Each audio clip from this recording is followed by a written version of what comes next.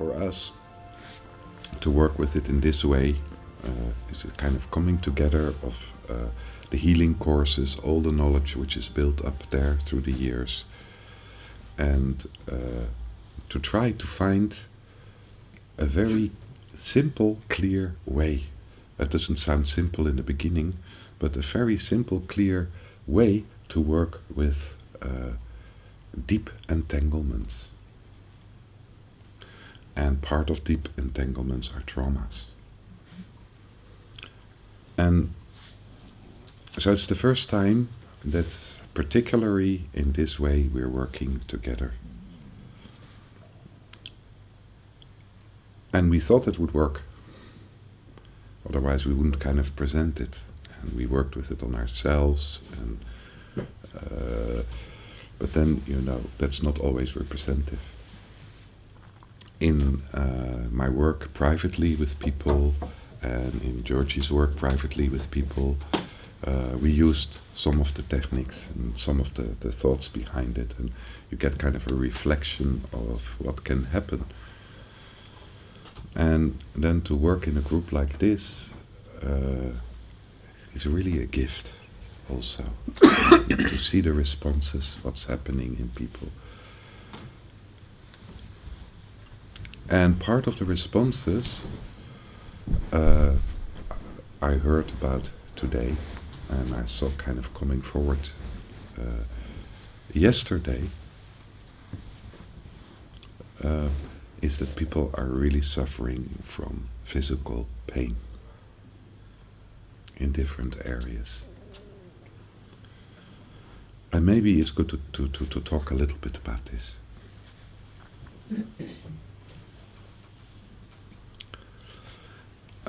In the healing courses, I talked about blocks, a block. Some people are talking about ruptures. It's a kind of rupture. You've got a rupture in your aura.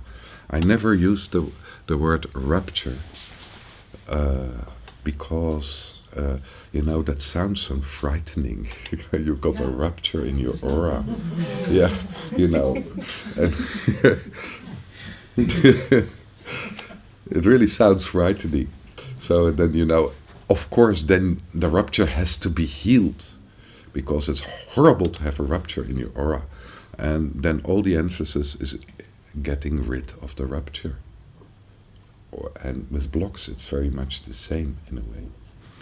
And Georgie introduced for me the word contraction.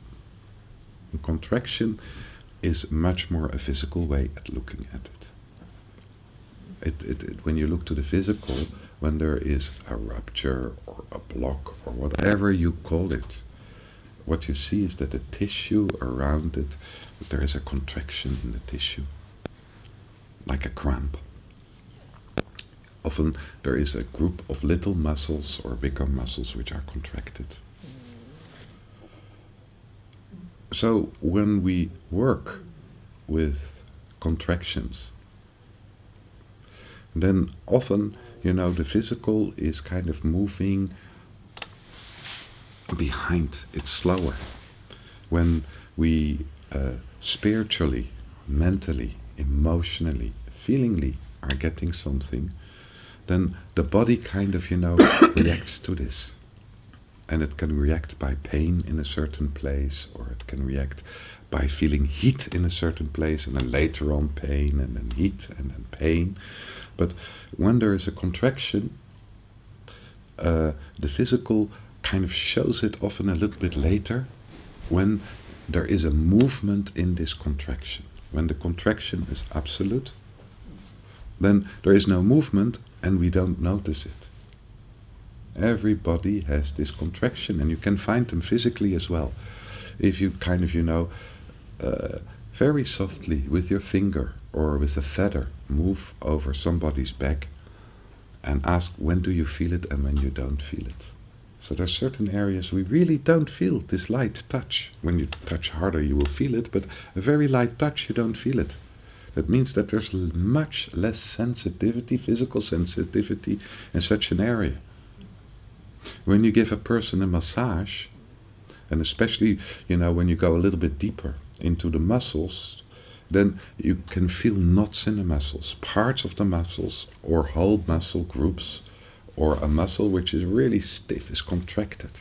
When you massage it out, then pain is coming forward.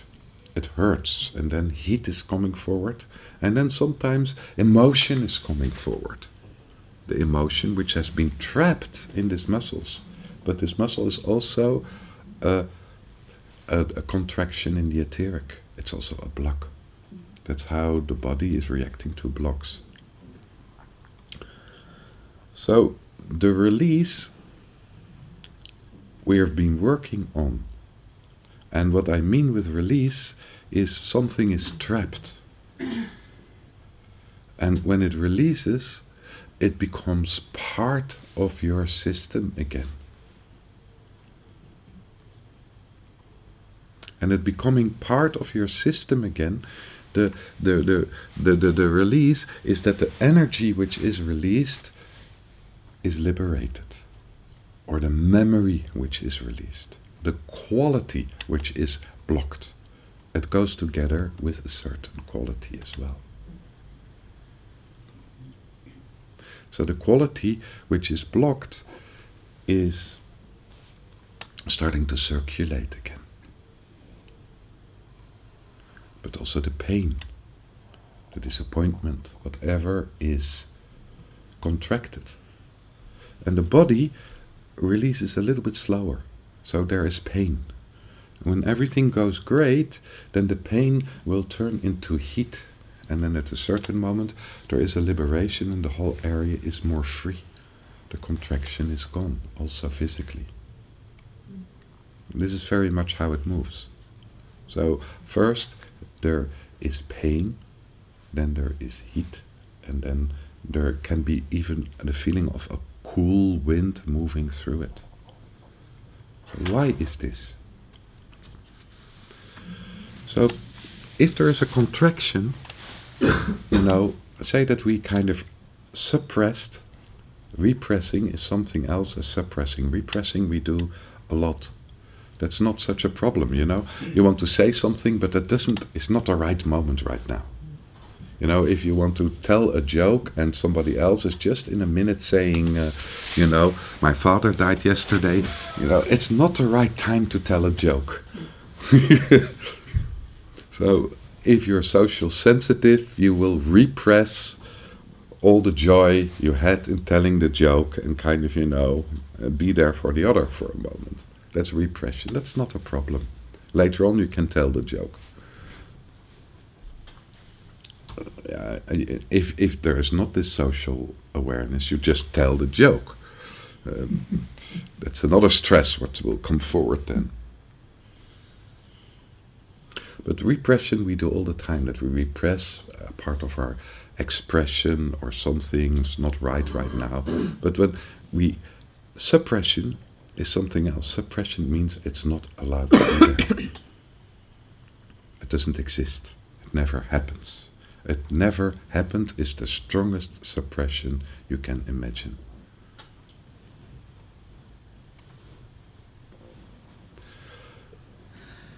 And I want to go a little bit more deeper in it, and then it becomes maybe also philosophical, but it is worthwhile to look at it philosophical as well. When we look to creation, and when I talk about creation, we talk about physical existence, about the universe, the physical universe, and that's not only the physical universe, but that's also connected with our energy, that's connected with how our thoughts are working. All of this is part of this universe. Every form, a thought is a form. We can see it. You understand? It has a form. So, and right now we are incarnated, we are part, and maybe always, this I don't know, we are part of this universe, of this creation. So, when we look to creation itself, creation is moving according to laws. And part of these laws are mathematical laws, laws from physics. We know a lot of laws of how, basically this universe is working, how it's moving. So the first law of creation is almost everything is possible. So that means almost every form is possible. There is a freedom of form. But, so we can create, give form, we cannot undo. That means what's done is done. We cannot undo. So that means if you undo something, basically it falls outside of creation, outside of this universe, outside of time and space. And this is exactly what happens in a block. It's a little separate universe, a rupture or a block, outside time of space. It's not integrated. If it's suppressed, it's not integrated in daily life in the way that we recognize it, this experience. So we forgot what was happening. It's not part of our makeup.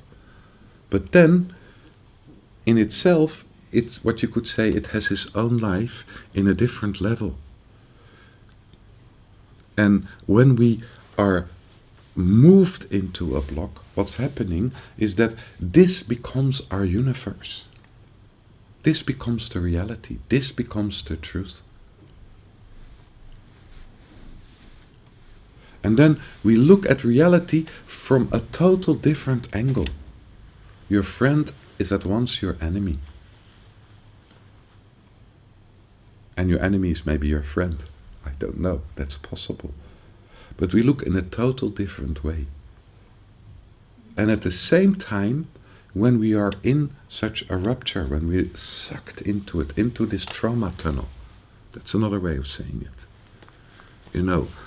We are separated from the reality as we know it when we're not in it. There is really a separation. You cannot connect in the same way anymore. Connections are lost. It's like a little story which is turned over and over again, and we can only see this story. If there is a trauma around being forsaken or being left alone, if you move into the tunnel, then everybody is forsaking you at that moment. Everybody is leaving you alone at that moment. You feel totally isolated. But even if it's connected with anger and you move into anger, it's the same. We are isolated. Whatever is inside it, the moment we fall into it, we become it, we are isolated.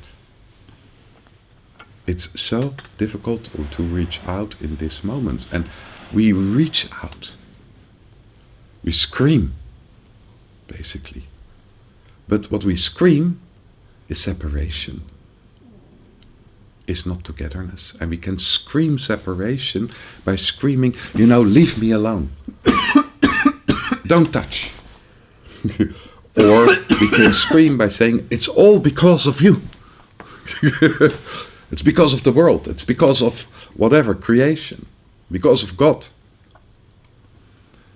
What we scream is separation.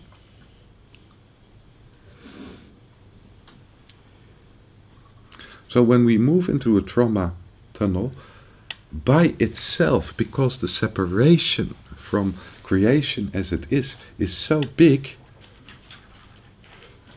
to say it like this, is that we become really, really, really egoistic. We can only see our pain. We are not even able to see the pain which is inflicted on another. Except if the other has the same pain, and this is often what we do from trauma tunnels, maybe then a bridge can be built. If another person is in the same separation, in the same tunnel, maybe then it's possible to connect. So we try to pull other people in our universe of suffering at that moment. It's important to realize. And that's pure helplessness.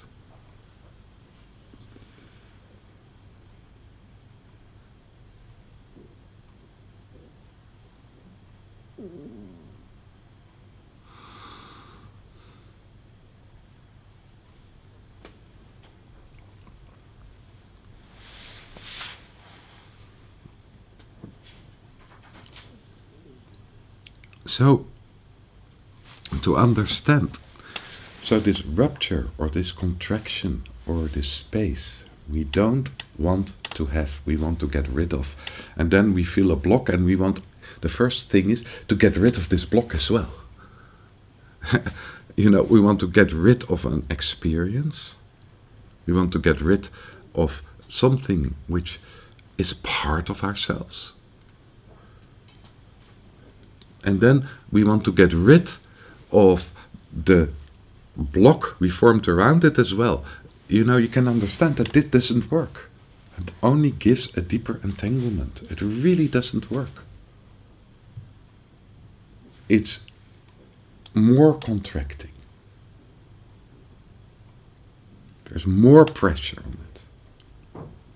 It makes things worse. Doesn't make things better. So, to help to release it is a better attitude. It's okay.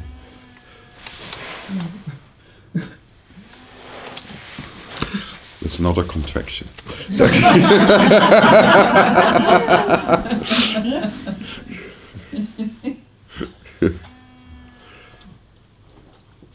So, in the release, then first, what can happen if it's a physical release, there is pain. I said that already. No. But before we release it, it's important to understand that to keep something out of space and time, if we have to do this all the time, consciously, this would take away so much energy of ourselves, so much attention of ourselves, that we're hardly able to function. This is happening often after a trauma. That we cannot connect to the world around us, we cannot function. There's a deep trauma, and we're fighting with the horrible feeling maybe, or experience which is there, and totally absorbed in it. And we're not able to connect with the world around us. It's like at that moment when there is a trauma or a traumatic shock, as if we are placed outside of reality. We all know this feeling in moments that we're placed outside of reality. We're different.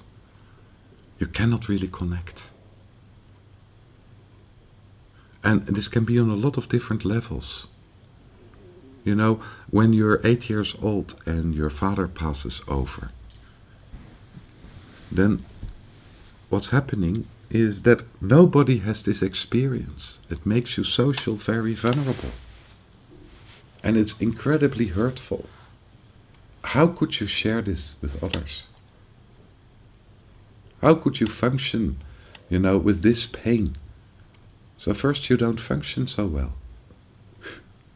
And then at a certain moment, when there is nobody to talk to, and in the family this is not spoken about, just life goes on as if nothing happens, but everything happens because there is no family anymore. The whole family falls apart. It's not the same. It's like your life is falling apart. So how to go on? So often the choice which is made by the system to survive is to do as if it never happened. And that's creating a contraction. So we cannot do this all the time. Think, okay, my father died, this never happened. My father died, this never happened. So we have a system which is in charge of all the movements through the etheric, through the physical, and which forms it. And this system is our beliefs. What we believe is true. What we believe is reality. And we use the belief system to kind of encapsulate certain experiences.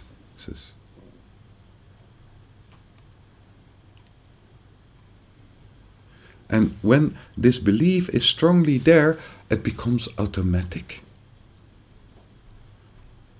And that's the smallest amount of energy needed to place an experience or part of you outside of time and space.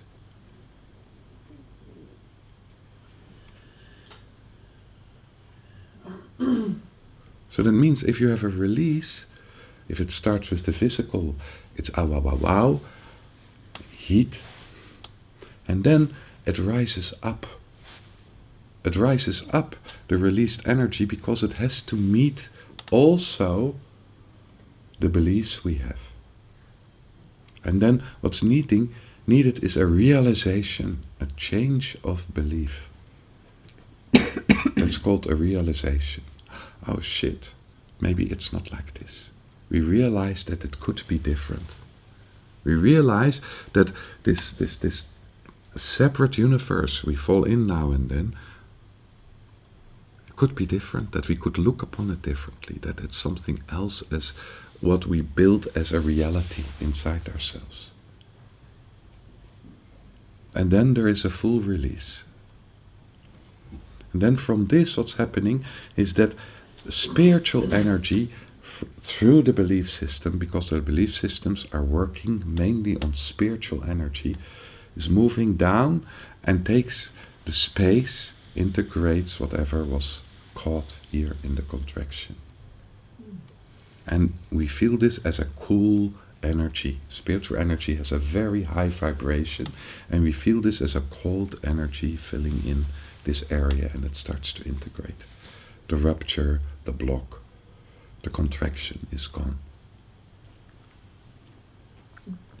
The physical body and the beliefs are slow. So it could be that there is a realization or you saw something, but it can be a period that, basically it takes time to reset the physical. So that's the pain afterwards. Basically you become aware how painful in reality this contraction was. It was totally blocked out. You didn't feel the pain either. So you have an incredible pain in the lower back, in the neck, in your heart. It's like everything is cramped. Or wherever, in your belly, in your legs, it can be everywhere. It's a very annoying pain. And of course, the first reaction is the old reaction. Let's get rid of this. And try not to get rid of it. Try to move towards the pain with care. What will happen if we try to get rid of it and we move into this energy, then we activate the same beliefs again, and the old pattern of behavior comes forward stronger as before. It's a kind of addiction. And it becomes stronger as before because it needs to be reaffirmed. This is the reality.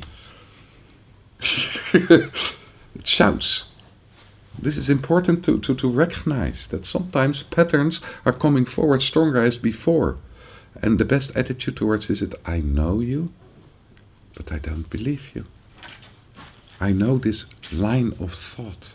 This is not real. This is built on imagination. It is built on imagination. And it could be your imagination or the imagination of your parents, imagination of another authority. Also, they kind of put beliefs in our heads. And these beliefs have an influence on the whole function and functioning of our system. If your parents or your surroundings are telling you time after time after time that you're stupid, you start to believe that you're stupid. And you become stupid.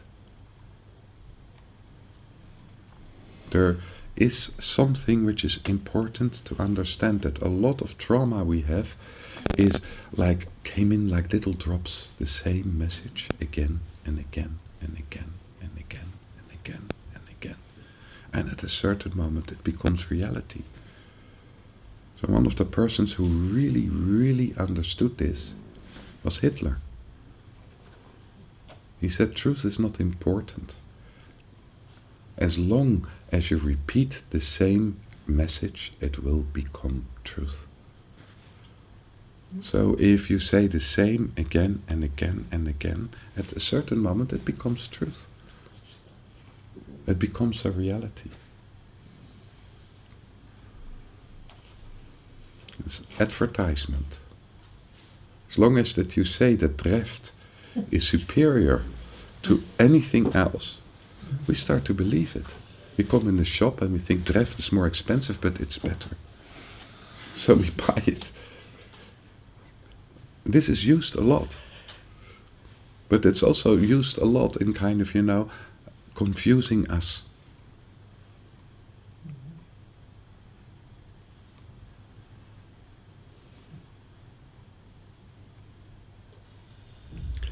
So, what we brought forward yesterday, what Georgie brought forward yesterday, is that a lot of these contractions are inborn. And again, I like to kind of look a little bit more deeply into it. Inborn, what do you mean? They are born with it? They're coming through the genes.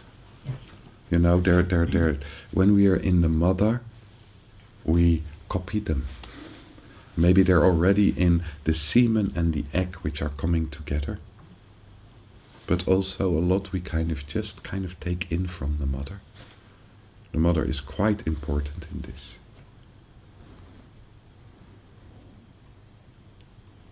Why? Why is this happening? The first thing we talked about. The first thing is, it is in the families and it needs to be worked out. But why is it working like this? Why cannot everybody totally start as a clean leaf? Start again. Why not? Why cannot everybody be born as Jesus?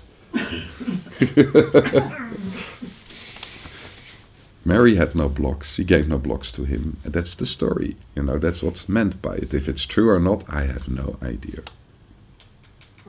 But this freedom of, patterns which are very deeply seated. Why do we get this? So this is important also when you look to it to understand what exactly are this part of contractions part of. So, when we are born here in the physical world as we know it, one of the many, many different physical conditions we could be born in.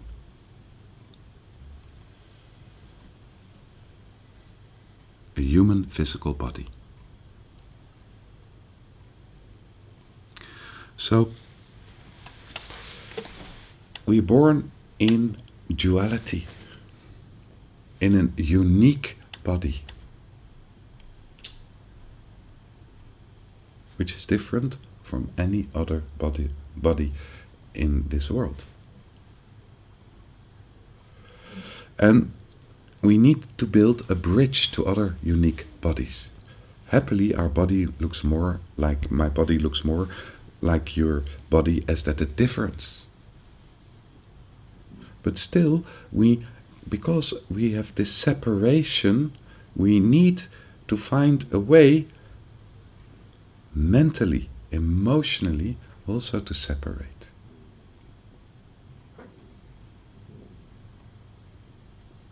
to find a form. And this form we find to communicate what's going on inside us, respective to what's going on inside you. The language, the way we move, the way we relate to our emotions. All of this, if we would be totally separate, we wouldn't understand each other. So through the mother comes the basic information how to relate. Through the mother comes the basic information, to communicate.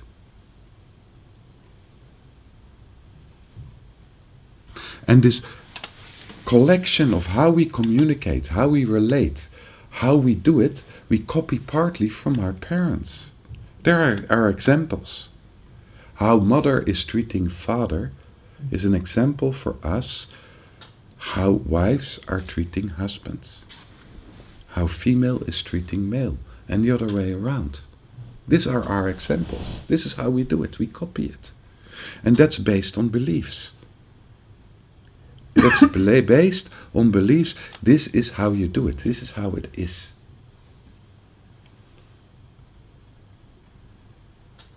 How you go to the shop.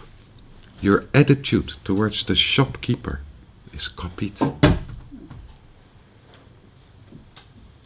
Your attitude to learning is copied. Your attitude to authority outside yourself is copied. If you have parents who give other people a lot of authority, so who are suffering a lot of social fears, you copy that.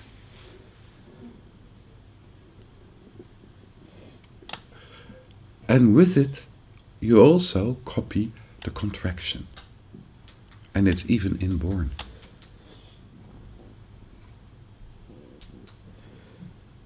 So this copied material, and a little bit from movies, and a little bit from, teachers, and a little bit from friends, all of this together, this whole collection, how we relate to the world, how we give form to ourselves, how we communicate, how we understand the world, what is real in this world and what is not real in this world, this is your personality.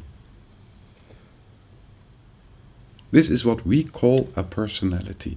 This is important. This is a tool. This is not what you are. We believe that we are this. We believe that we are the contractions of our parents and the parents of their parents and the parents of our parents. This is what we believe. This is how I am. I'm sorry, I cannot do different. This is what I am. This is how I do it.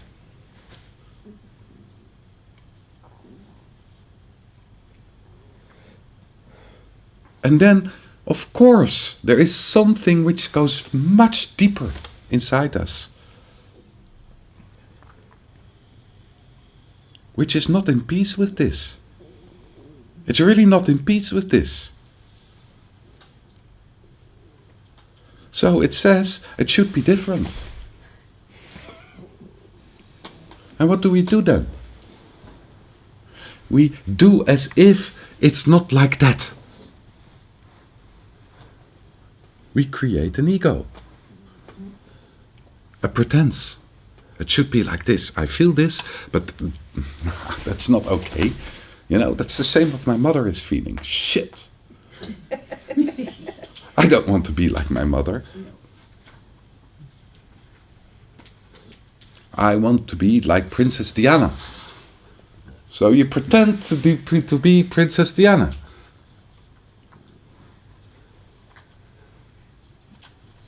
And again, this comes back, that almost everything is possible, but we cannot undo. So we can create a different image of ourselves. We can give a different form. We can look at the form and we can give it to ourselves. We can copy. This is also how we learn, by copying. And it's not wrong, because to give these different copies, as long as you don't believe in it, is different ways to communicate. It liberates. You're not only have to copy like this. The problem is that we don't want this part. We only want this part. So we get stuck in this part, and this part underneath is screaming, I'm so alone, I'm so alone. You understand? The isolation is screaming, we cannot reach each other anymore. So the feeling that something is not right is absolutely right. Something is not right. Something is contracted, something is not free. But the way outwards to fix it doesn't work. And we all in our lives are trying to fix it outwards. You know, we try to fix it by trying to be the good person, and being the good person, everybody will love us, and then it will be fixed. Even if everybody loves you, are you able to love yourself? Because we have these secrets inside. If somebody would see this, they wouldn't love us anymore.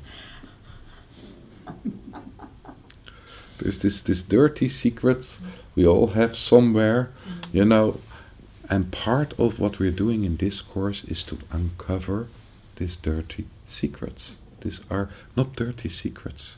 These are contractions which sometimes for generations are moving through the family.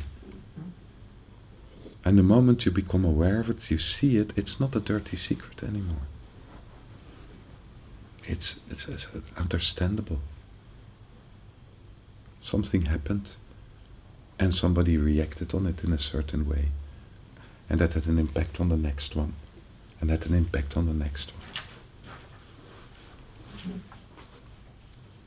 Nature, life, moving through us is trying to repair this all the way. So what life does, and this is what we call karma, is repeat where we are contracted. Repeat those lessons in life again and again to give us an opportunity to relate to it from the depths of ourselves, go through it, integrate the experience and release it. So that's why you see the same theme through family lines, through generation, coming back again and again and again and again. It's not fun. It's not easy. But it's there not to punish us. It's not a punishment.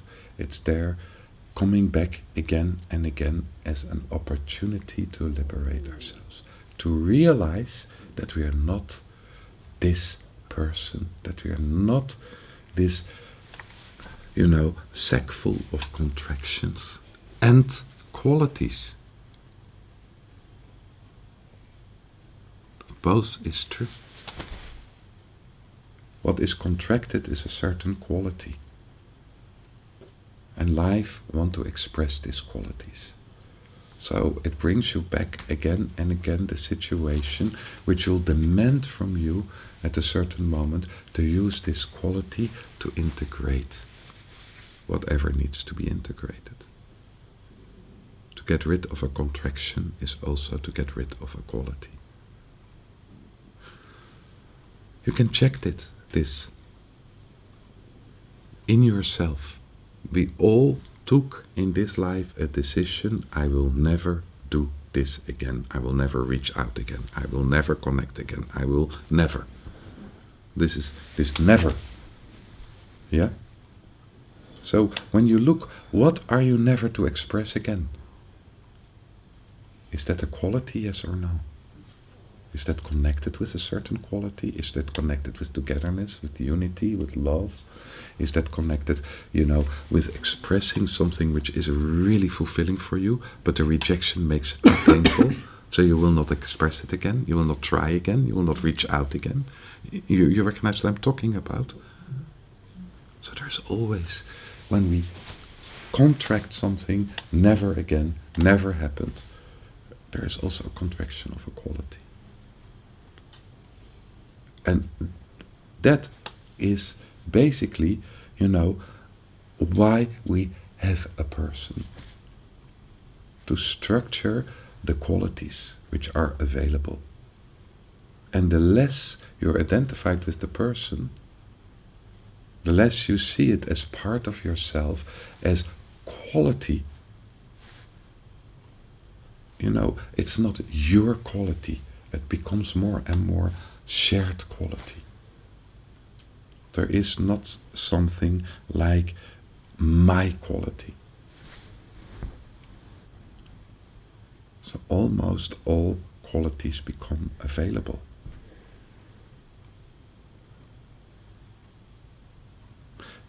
So we live most of the time in a space like this, with possibilities like this. And we believe that this is what we are. While in reality, a different reality. A reality, which is more scientific, is more grounded.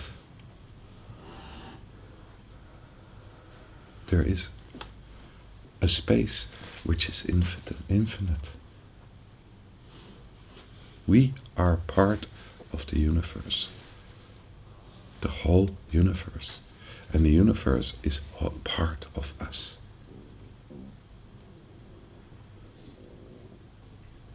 We are part of creation right now.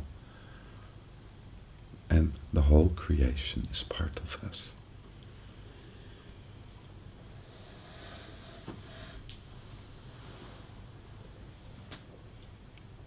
In the way you tell it, I think there are 3 layers. You have the layer of the personality, you have the layer of the ego, what you pretend to be. Yeah. The layer of the personality is how you are born, with Yeah. all the information. And what we really are is the source of the universe. Yes. Is this true? Yeah. So we have a lot of work to do, to come from the ego in the personality and from the personality in the source. Yeah. Wow. No. I hope Yes it was and one no. layer. Yes and no, because you are always anyway the source. Yes. Yeah. So you're not actually ever coming from the ego because it never really existed Oh, in its own right. yes. You're not the ego. You never were the ego. But you think you are. You're not the personality with all the family karma and the genes and the body, and you just got confused into believing that you were. But it never really was. All that ever really was the source. All that ever is the source. So it's not work. The ego itself will never find the source. It will just find other forms of ego. The personality won't find the source. It will just find different ways to express personality, or to believe in personality. And meanwhile, the source of who all you are is always already here. It doesn't need personality or ego. No. And it never got lost. So there's absolutely no work to be done at all. It's just stop doing what you're doing. It's just to stop. It's to be nothing. And from that being nothing, let personality happen, let ego happen, whatever. As it happens, just don't touch it. Don't believe in it too much, don't grasp it. Stay doing nothing. So personality is happening here. Ego is happening here. Granny Ashby's resentment at the world is happening here. Okay. It's a different attitude. It's going back to the source and stop grasping and identifying. Just have the trust to let it be. The form as it is will not change. Your personality will be as rotten as it ever was. But it's not about the personality.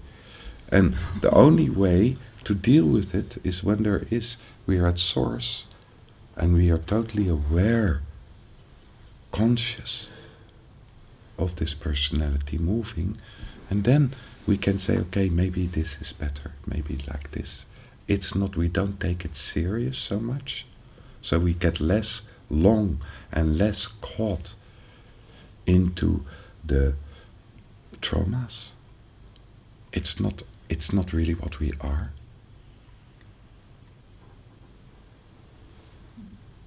It's how we are structured. It's not what we are. It's the building stones.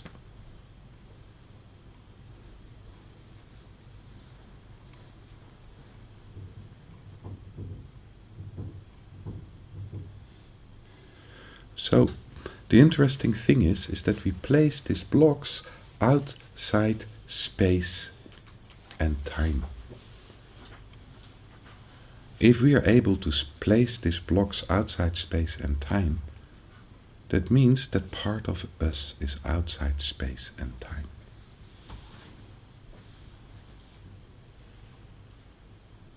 That's kind of logic, isn't it? Mm-hmm. So that means if we go to the depth of a block, the reality of being outside space, of space and time, the estrangement which is there, is also a kind of highway back to our own source. Again? A highway back to our own source. If we stop grasping and aversing,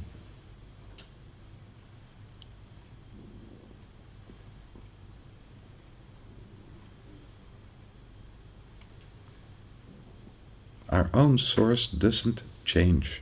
What we really are doesn't change. It doesn't change. Experience is changing. Bodies are changing. Thoughts are changing. Feelings are changing. Appearances are changing. The world is changing. But the one who's at source of it doesn't change. It's the same one who was born, the same one who will die. This doesn't change.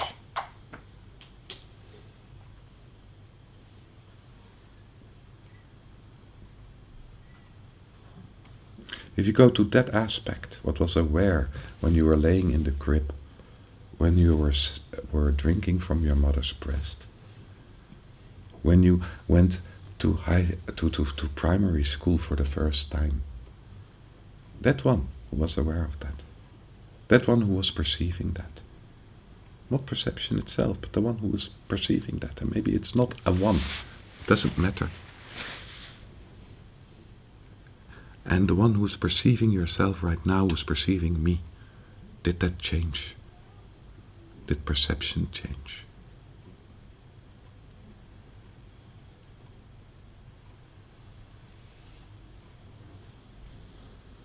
That one's changed. There is an aspect in us, in ourselves, which didn't change. You recognize that? Yeah, but immediately the belief system starts to run its own way. Exactly. Yeah. It starts to put on spectacles. Yeah. You Yeah. have to see it right now like this. Yeah, exactly. But the seer who's behind it, if you talk only about this way of perception, did that change? Yeah.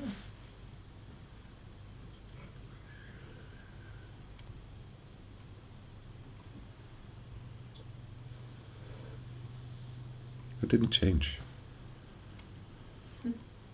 So the way inside is not to solve or to get rid of things. This is not the way inside. But the way inside is coming to this non-dual positions. And these non-dual positions, they're already, when you look into creation as it is, eternal. They're there, they don't change. But they're basically windows to that what is beyond that, which doesn't change at all, which is absolutely stable. That's not an identity, that's not a personal. That's not a person, it's something else. But that is always free.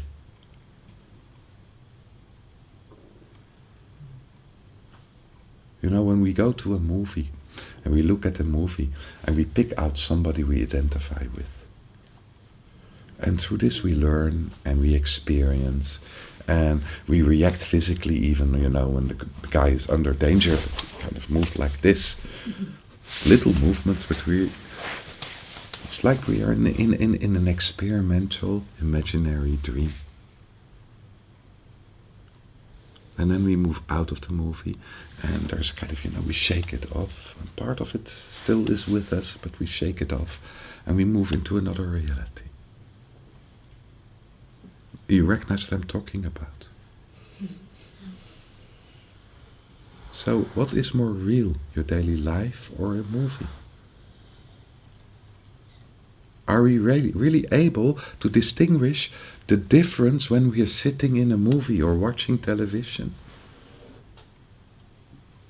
Not unless we decide and we believe it's different, but the first times you went to a movie you couldn't see the difference. So what couldn't see the difference? What's behind that? That's the way inwards. So the beautiful thing of a movie is that we are a little bit less entangled. We grasp a little bit less and we averse a little bit less. But still there's grasping and aversion, but we know it's temporary. So life is also temporary. Your neighbor is temporary. Your parents are temporary. Everything is temporary. Everything is changing all the time. But we grasp and averse to it as if it's forever. Ik denk averse. Afwijzen. Afwijzen.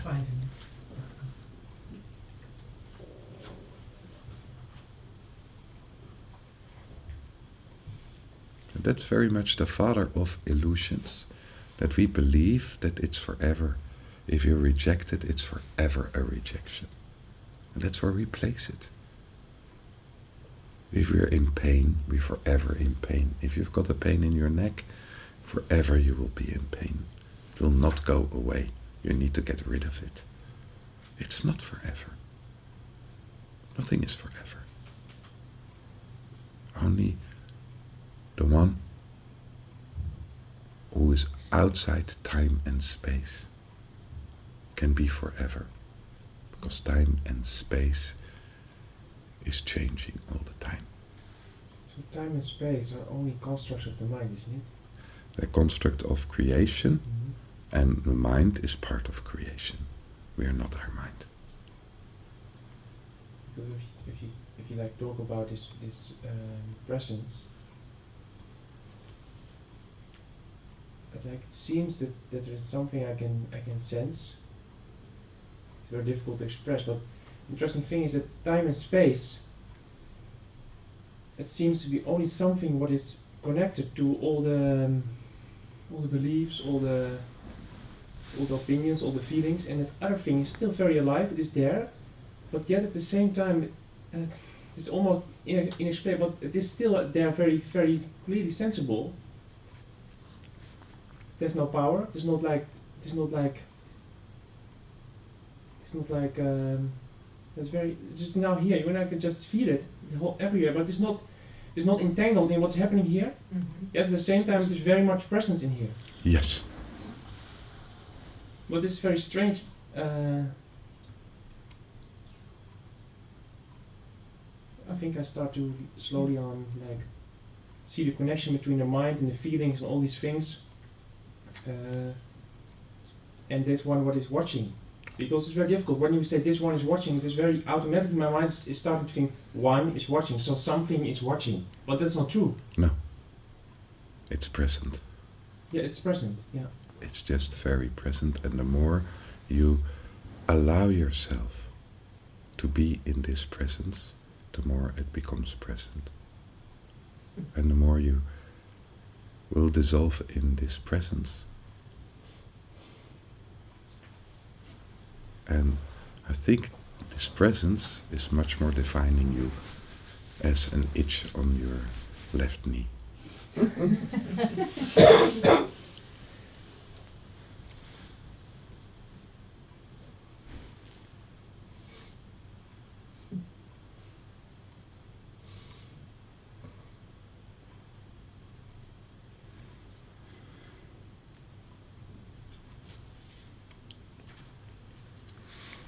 also, I'll just say something in general because it's interesting, because what happens by reflex, by programming, is when we contact a non-dual space, is that we make a new duality between the world of duality, or the mind and illusion, and the source. This is also a split. Yeah? And that can, and when you say time and space, and a lot of people say this is just a construct of the mind, that's coming from that split. It's like an aversion. Okay, time, space. Put it away.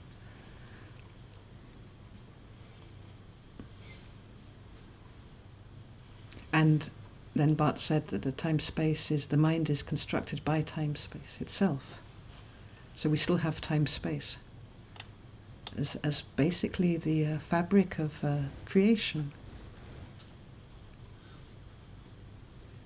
When a black hole collides with another black hole, it creates a wave through the fabric of time-space, a gravity wave. That's where physics, astrophysics is now. They heard the first gravity wave. So these basic fundamental forces are what we're made of. And they're not separate from that source.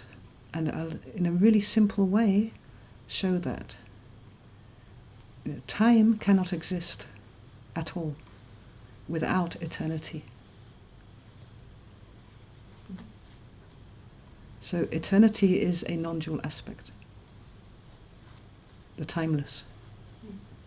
And it's timeless doesn't mean the absence of time. Well, it does in a way, because we say timeless. Eckhart Tolle would say timeless because we move out of time, and that's the kind of dualistic way to move back to eternity. But eternity itself is like unrestricted, unconditional time. So what is time? It doesn't matter. But maybe part of what we're here for is to witness bits, the emanation of time out of the eternal. The same goes with space. Any package of space, any form, any room is a function of infinity. Its entire existence is dependent on its source, which is infinity. No infinity, no local space. No my space, no your space, none of the game can play without infinity. So it's utterly, by its very nature, what we can say about time and space is that time is dependent on eternity. Space is utterly dependent on infinity. Which means that in every moment there is eternity. In every particle there is infinity. It's not separate. So it's never out of our reach. That's why, with non-dual therapy especially, because it's really working with manifestation, with life forms, with contractions. The non-dual source is exactly here, this, now, whatever is presenting. It's not out there in Mecca, or it's exactly whatever is here now. And this is why it's so important not to grasp it or push it away, which is another kind of grasping, actually. It's giving it independent, separate reality. It's whatever feeling or emotion or thought is here now, is this, it's only this. And when we don't grasp and don't push away, it can be this. And it can move or not. So in the this is the that, to put it like that. And in that is, of course, this. And what you bring forward when you kind of allow yourself to be in this presence. That's what you said, it's not really interested, it's very interested, but it's not grasping an aversion. It's just there.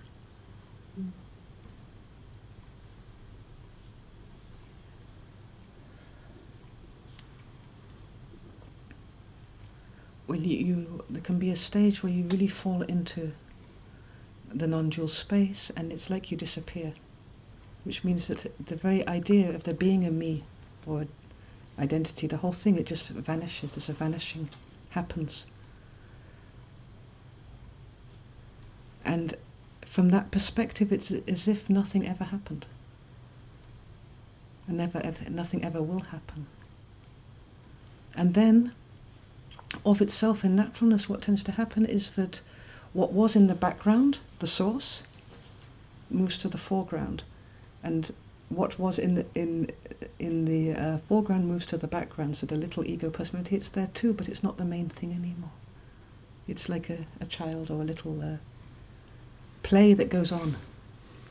There's this switch in proportions.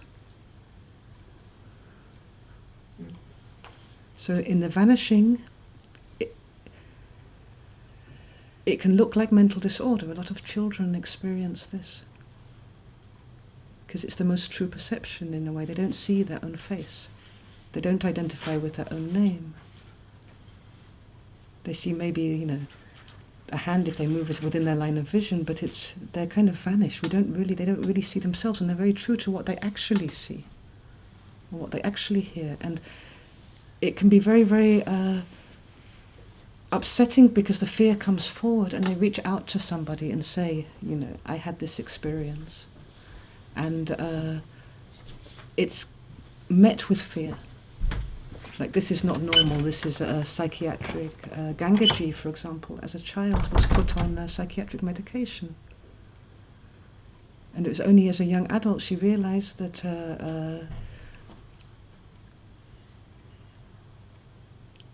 it was much more of value to stop with this, it was quite a severe psychiatric medication, and she began meditating just to let it happen. And she realized that most of this feeling of disappearing was, the problem there was her fear, her terror of that happening, the feeling of being abnormal, the fear of being, having no place in this world, of not fitting in the family, that there was no context for it. So her first spiritual experiences were actually psychiatric trauma. And in meditation it became more simple, because she got very curious. Let's just see what will happen if I don't take that pill. And there are quite a few like that, and there is quite, in the world of psychiatry, quite a big zone where spiritual awakening is getting labelled as psychiatric, and because of the fear that's created from that, becomes to look like psychiatric. It becomes kind of psychotic in a way, because it doesn't find a context. It's like a kind of spiritual layer of trauma, which is a real bastard when you think about the medications which are then put on top of that, which in themselves have consequences. So what happens in the disappearing, the first times that this begins to happen, this kind of, it can be very dizzy, kind of swimmy feeling of like a sense of not existing, is that we can become terrified. It's scary. The body reacts. The nervous system goes wah, and what we're often lacking is the context for that. So I hope that part of what this course gives is the context to say, this is known. It's really okay. You're not going crazy. This is freedom coming. It's a good sign, not a bad sign. It's okay to lose yourself. It's okay to be nobody. Actually, it's the most incredible relief. You know what I mean? Yes.